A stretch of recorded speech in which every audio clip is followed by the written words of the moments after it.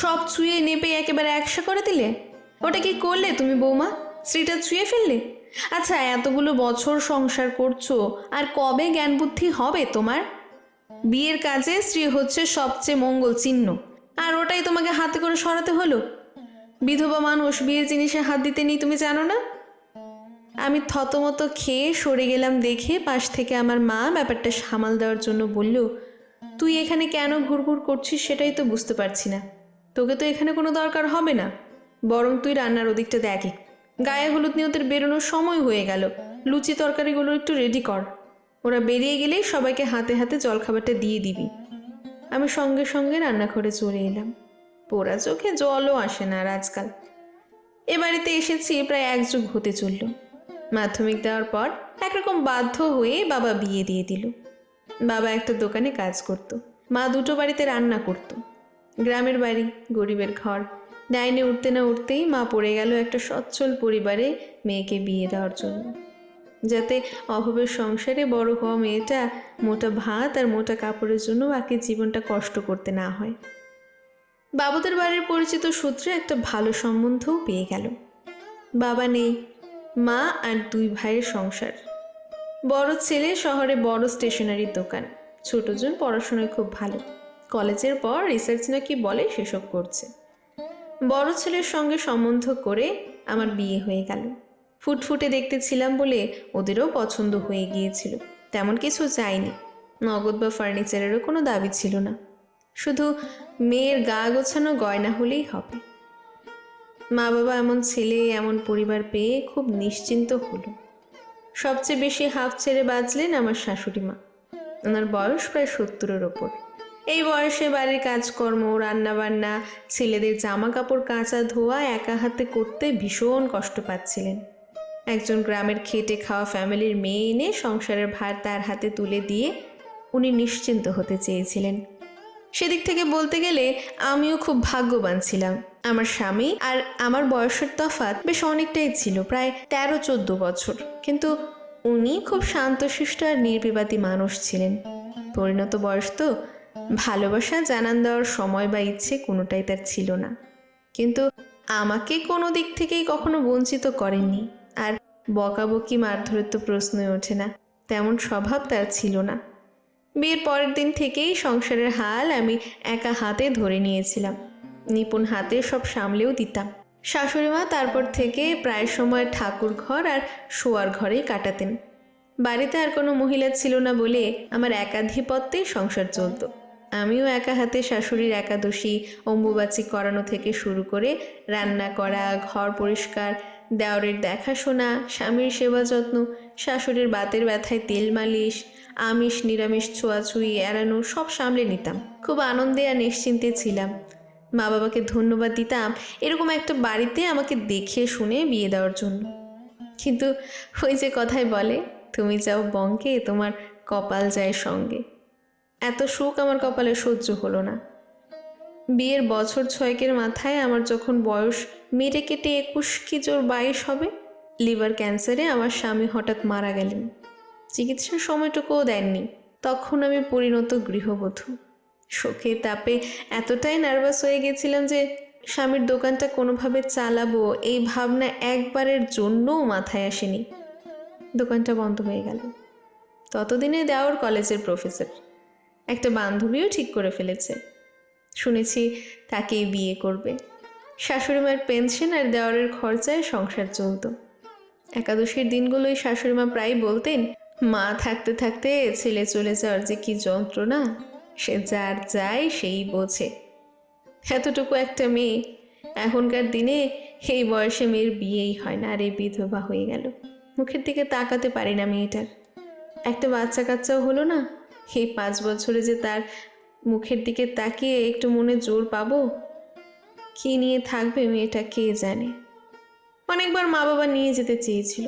বাবা বলেছিল, এখনো তোর বাবা বেঁচে আছে জানবি, নুন ভাত হোক শাক ভাত হোক ঠিক খাওয়াতে পারবো, চল আমাদের সঙ্গে। মনটা সায় দেয়নি। ওই একলা ছেলেহারা বুড়িটাকে ফেলে যেতে পারিনি। শাশুড়ি মাকে বারবার বলতো, একটা দোজ বরে হোক যেমনই হোক ছেলে দেখে বিয়ে দিয়ে দিন, কি নিয়ে বাঁচবে বাকিটা জীবন। কিন্তু আমি পারিনি। কম কথা বলা ঠান্ডা মানুষটা এই 6 বছরে কবে মনের ভিতর এতটা জায়গা করে নিয়েছিল বুঝতে পারিনি। আত্মীয় পরিজনদের শাশুড়ি বলতো, ছেলে নেই, বুকটা জ্বলে পুড়ে যায় আমার। কিন্তু ওই মেয়েটার মুখ চেয়ে চুপ করে থাকি। ওর কষ্টটাই কি কম বলো? এমন লক্ষ্মীমন্ত মেয়েটা ছিল বলেই তো আমি তবু একটু হেঁটে চলে বেড়াতে পারছি। আত্মীয় পড়শিরা কিন্তু শাশুড়ি বউয়ের এত মাখামাখি মোটে সহ্য করতে পারতেন না। আমার কাকিমার শাশুড়ি প্রায় শাশুড়িকে বলতেন, তোমার আবার বেশি বাড়াবাড়ি দিদি, ওই মেয়ে অপয়া। অমন ছেলেটাকে কদিন যেতে না যেতেই খেয়ে বসলো। পড়শিরা বলতো, ঠিকমতো রোগের চিকিৎসা হয়নি, যত্ন হয়নি, স্বামী অসুস্থ, বউয়ের তো বোঝা উচিত ছিল। ঠিকমতো ডাক্তারপথ্য তাবিজ কবজ করলে ঠিকই বেঁচে যেত। আর বাজা মেয়ে মানুষ, সে তো সকলের মনের কথা ছিল। মোট কথা, শাশুড়ি মা ছাড়া বাকি সকলের কাছে আমি বড় রকমের অপয়া ছিলাম। কিন্তু তিনি এসবে কান দিতেন না। নিজে খুব অল্প বয়সে বিধবা হয়েছিলেন বলেই হয়তো আমার কষ্টটা বুঝতে পারতেন। কিন্তু সমস্যা শুরু হলো দেওরের বিয়ের কথাবার্তা পাকা হওয়ার পর থেকেই। তখন থেকেই উনি পাপাই মানে আমার দেওরের কাছে আমাকে ঘেঁষতে দিতেন না। কথা বললে মজা করলে অসন্তুষ্ট হতেন। অথচ এই পাপাইকে আমি প্রথম থেকেই ভাই বলে ডাকতাম। শুধু ডাকতামই না, ওকে নিজের ভাইই মনে করতাম। ওর যত পরনের জামা কাপড় কাচা থেকে শুরু করে কলেজের ভাত, সন্ধ্যার মুখরোচক টিফিন আমিই করে দিতাম। পিয়ার কথা প্রথম আমাকেও জানিয়েছিল, সরাসরি মাকে বলতে সাহস পাইনি। আমি মায়ের মর্জি মেজাজ বুঝিয়ে মাকে সম্বন্ধটা জানিয়ে রাজি করেছিলাম। হেন অবস্থায় হঠাৎ মায়ের এরকম আচরণ ব্যবহারের কি কারণ, আর আমারই বা অন্যায় কোথায় বুঝে উঠতে পারছি না। মেয়ের পাকা কথা বলতে আশীর্বাদে আমাকে নিয়ে গেলেন না। খুব কষ্ট পেয়েছিলাম। আমার মাকে কথা বলতে মা বলল, তোর হালকা বয়সে স্বামী হারা, ওসব দেখলে কষ্ট হতো, চোখের জল পড়তো। শুভ কাজ তো, তাই নিয়ে যায়নি হয়তো, ভালোই হয়েছে, তোর বুকটা জ্বলে পুড়ে যেত। আমি বুঝে পাইনি ভাইয়ের বিয়ের কাজে আমার চোখ জ্বলবে কেন, আমি কেন ক্ষতি চাইব। যাই হোক, এরপর বিয়ের কেনাকাটা করতে পাপাই আমাকে নিয়ে যেতে চেয়েছিল, কিন্তু সেখানেও শাশুড়িমা নিষেধ করলেন। আজ দধিমঙ্গল থেকে শুরু করে এই গায়ে হলুদের আগে পর্যন্ত আমাকে সামনে আসতে দেওয়া হয়নি। এসব নানান কথা মনে পড়ছে। এমন সময় হঠাৎ আমার মামা তো যা রান্নাঘরে ঢুকলো, বলল, ও দিদি, আমাকে চটপট দুটো লুচি দাও তো, খেয়ে গায়ে হলুদের কাজে লাগবো। পরপর গায়ে হলুদ, স্নান করানো, জল সইতে যাওয়া, অনেক কাজ, একটু কিছু দাও, খেয়ে নি। আমি এক্ষুনি দিচ্ছি বলে প্লেটে দুটো লুচি তরকারি আর দুটো মিষ্টি দিলাম। খেতে খেতে বলল, আমরা ওরা এদিকে ব্যস্ত থাকলে তুমি খেয়ে নিও, তখন তোমার তো আবার এসবের বালাই নেই, খাও দাও, ঘুরো বেড়াও, এনজয় করো, আর কি। বলেই আমাকে হাতের মোটা মোটা শাখাপলা বাঁধানো দেখিয়ে বলল, এবার অ্যানিভার্সারিতে তোমার দেওর আমাকে করে দিয়েছে, যত যাই পরো, বিয়ের পর এই গয়নাতেই কিন্তু মেয়েদের সব থেকে সুন্দর লাগে, বলো দিদি। মা ঠিকই বলেছিল। এবার আমার বুকটা সত্যিই জ্বলছে, কিন্তু সত্যি বলছি, হিংসা হচ্ছে না, অদ্ভুত একটা হাহাকার হচ্ছে। যাই হোক, সব কাজ মেটার পর বিকেল হলো। আমি আর একবারও রান্নাঘর আর নিজের ঘর ছেড়ে বিয়ের ওদিকে যাইনি। সন্ধ্যায় পাপাই বেরোনোর সময় মায়ের পর আমাকে প্রণাম করতে এলে কাকি শাশুড়ি বললেন, এই হয়েছে এখনকার সব ছেলেরা, মঙ্গল অমঙ্গল কোনো জ্ঞান নেই, বিধবা বাজা মেয়ে মানুষ, ওর আমার আশীর্বাদ কি। তোর এই সাজ দেখে ফোঁস ফোঁস করে যে নিঃশ্বাস পড়লেও ওতেই না হায়া লেগে যায়। আমার শাশুড়ি শুনে আমাকে ধমক দিয়ে বললেন, নিজের ঘরে থাকো গিয়ে, শুভ কাজে বেরোনোর সময় ওদের দৌড় না আটকালে হয় না। আমি ছুটে গিয়ে নিজের ঘরে চলে গেলাম।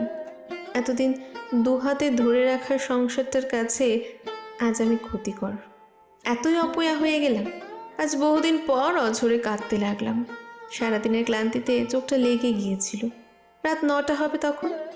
মায়ের রাতের খাবারটা ঘরে দিতে গিয়ে শুনতে পেলাম মামি শাশুড়ি আর মাসি শাশুড়ি মাকে বোঝাচ্ছে, এতদিন একা ছিলে একরকম, এখন ছোটজন আসছে, সব রাশ বড়োর হাতে ছেড়ে দিলে কিন্তু অশান্তি হবে। প্রিয়া শিক্ষিত, চাকরি করে, ও বড় বউয়ের খবরদারি কিন্তু সহ্য করবে না। বড় ছেলেকে তো হারিয়েছ, ছোট ছেলেও অশান্তির ঠেলায় আলাদা হয়ে গেলে তখন কি হবে। আর যতই হোক কাঁচা বয়সে বিধবা, ওদের নতুন নতুন স্বামী স্ত্রীর মেলামেশাও দেখে ওর একটা হায়া লাগবেই। তুমি একটু কঠিন হয়ে রাশ সামলাও। আমি আর সহ্য করতে পারলাম না। দৌড়ে শাশুড়ি মায়ের কাছে গিয়ে জড়িয়ে ধরে বললাম, মাগো 12টা বছর এই সংসারে সব ঢেলে দিয়েছি। সংসারে আমি যেমন দিয়েছি এই সংসারটাও তো আমাকে কিছু কম দেয়নি। 12টা বছরে আমি কোনোদিন এক রাতের বেশি বাপের বাড়িতে কাটাইনি, কিনা তোমাদের অসুবিধা হবে বলে। এই বাড়িটা ছাড়া আমার আর কি আছে বলো? আজ তো তোমাদের আর শ্বশুর ঘরের লোক নয়, নিজের মনে হয়। নিজের মা নিজের ভাইয়ের আনন্দের দিনে কেউ চোখে জল ফেলে? শুভ কাজে আজ আমার সাপ লাগবে? আমি মুখ বুজে তোমাদের এতদিন সেবা করে গেলাম, সংসার আগলালাম, তোমাদের সুখ দুঃখ শোকে তাপে পাশে থাকলাম, আর এই আমি আজ তোমাদের সংসারের ক্ষতি চাইব? শাশুড়ি অপ্রস্তুত হয়ে বললেন, মারে তোকেও যে নিজের মেয়ের চেয়েও বেশি ভালোবেসেছি, স্নেহ করেছি, কিন্তু যতই হোক আমি তো মা। চারপাশে সবার কথায় আমারও যেন কেমন ভয় হচ্ছিল। তার মধ্যে পিয়ার মা বাবাও সেদিন ফোন করে, সবসময় ভয় হয় কি জানি এই ছেলেটাও আমাকে নিয়ে দূরে চলে যাবে না তো। আমি বললাম, মা আমি মা না হতে পারি, কারণ সন্তান তো বটে। মায়ের থেকে সন্তান দূরে চলে যাক এটা কখনো চাইতে পারি কি তুমি বলো? তুমি এতদিন এই চিনলে আমায়, আর মা মেয়ের সম্পর্কে বাইরের লোকজন কি কখনো ফাটল ধরাতে পারে? সেই সুযোগ যদি তুমি দাও তাহলে সংসার আমার জন্য নয়, তৃতীয় ব্যক্তির জন্যই অশান্তি হবে। সংসারে কখনো তৃতীয় ব্যক্তির মতামত দেওয়ার সুযোগ দিতে নেই। শাশুড়িমা তখন বিছানা থেকে নেমে আলমারি খুলে একটা দুধে আলতা জামদানি বের করে বললেন, কাল পাপাই আর পিয়াকে তুই বরণ করবি, এটা পরে আর সেজে গুজে। এভাবে তোকে আর আমার দেখতে ভাল লাগে না। এটা আমি আগে থেকেই কিনে রেখেছিলাম, কিন্তু মাঝখানে সবার কথা শুনে কি যে মরণ দশা হলো আমার। তোর সঙ্গে ওরম ব্যবহার করে ফেলেছি, বড্ড কষ্ট দিয়ে ফেলেছি না রে, সব মনে রাখিস না। আর হ্যাঁ, বিয়ের ঝামেলা মিটে গেলে আমি আবার তোকে পড়াবো। মেয়েদের নিজের পায়ে দাঁড়ানোটা খুব দরকার। আমি যতদিন বেঁচে আছি না হয় চালালাম, আমার কিছু হয়ে গেলে তোর কি হবে? আর যাই করিস নাই করিস, পড়াশোনা করে নিজের জায়গাটা তৈরি করে ফেল, না হলে তোকে কেউ দাম দেবে না রে। একটু থেমে বললেন, বাড়িতে আমরা তো মোটে 4টে প্রাণী, আর যে কটা দিন আছি মিলেমিশে আনন্দ করে থাকবো। তোর যখন মনে কষ্ট হবে পিয়াকে হোক আমাকে হোক খোলা মনে বলবি। আমাকে শাশুড়ি নয় তোর বন্ধু মনে করবি, কারণ আমি যেমন নারিকাটা ধন হারিয়েছি, তুইও তোর সবচেয়ে কাছের মানুষটাকে হারিয়েছিস। সেদিক থেকে এই সংসার তোর আর আমার কষ্টটা একই।